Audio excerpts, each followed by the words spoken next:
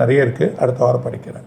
Sir நீங்கள் சொல்லக்கூடிய விஷயங்கள்லாம் வந்து நிறைய அப்படி தொடர்ந்து நடந்துக்கிட்டே இருக்கு. அதே மாதிரி சார் இப்போ உலக நாடுகளில் எடுத்துகிட்டு நிறைய மக்கள்கள் வாழ்கிறாங்க. இப்போ நிறைய நிகழ்வுகள் இந்த இயற்கை பேரிடர் ஆகட்டும் எல்லாமே வந்து அந்த பகுதிகள் அதிகமாக இருக்குது. அதுக்கு ஏதாவது ஸ்பெசிஃபிக் காரணம்? அதாவது நம்ம இதில் எடுத்து பார்த்தீங்கன்னா சண்டால ராகு, இந்த ராகுவோட பிரச்சனைலாம் அதிகமாகுது. அதே நேரத்தில் இவன் குரு வழியாக இருக்கக்கூடிய, அதாவது என்ன சொல்லுவாங்கன்னா அவங்க மயன்ஸில் பார்த்தீங்கன்னா இது ஒரு ஜாக்வார்.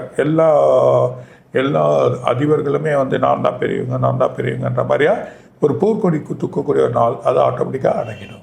கண்டிப்பாக. ஏன்னா நீங்கள் தலைவர்கள்லாம் குழப்ப நிலையிலே இருப்பாங்க. அந்த மாதிரி தான் மாறி மாறி வரி போட்டுட்டு இருக்காங்க. சார் இந்த பிரிக்ஸ் நாடுகள்லாம் சேர்ந்து இப்போ ஒரு கட்டமைப்பு பண்ணுறாங்க.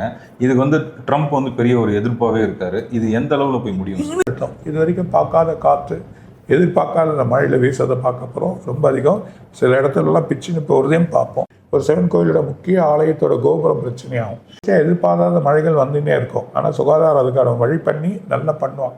ஆனால் இந்த வாட்டி முன்கூட்டியே மழையை பற்றிலாம் சொல்லிடுவாங்க. நிறைய பொருட்கள் வெளியே கிடைக்கும் போது ஆழ்கடலில் சில பொருட்களோ இல்லை ஒரு இடமோ இருக்கிறதையும் பார்க்க போகிறாங்க. சூரியனோட வெப்பத்தன்மை மாறக்கூடிய நிலைமையை பார்க்க போகுது. சக்தி வாய்ந்த வெடி அமெரிக்காவோட உலகத்தில் விழப்போகுது. அங்கே ஒரு சில பிரச்சனைகள் ஏற்படுத்திப்பா. அது முன்னாடி சில ஷேர் மார்க்கெட் சடனாக டவுன் ஆகும். அப்புறம் ஷேர் மார்க்கெட். ஆனால் இப்போ ஷேர் மார்க்கெட் ரொம்ப கேர்ஃபுல்லாக இருக்கிறது நல்லது.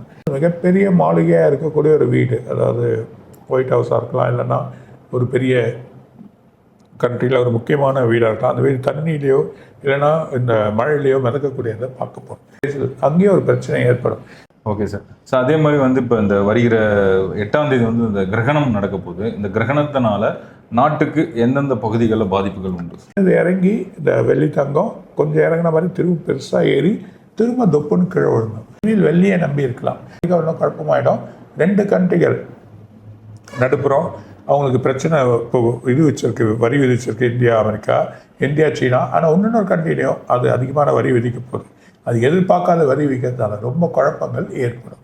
9ஆம் தேதி வரைக்கும் ஷேர் மார்க்கெட் கேர்ஃபுல்லாக இருக்கும். அது பலன் கொடுக்காத ஒரு வழி தப்பு. அது அவர் சரியான ஒரு பாதையை எடுக்கணும். சில நோக்கங்கள் அந்த கண்ட்ரியிலே அவருக்கு எதிர்ப்பு தெரிவிக்கிறாங்க. அப்போது ஏற்கனவே நம்ம சொன்னோம், அந்த தெரிவுக்கு அப்புறமா ஒரு நல்ல முடிவுகள் கிடைக்கும்.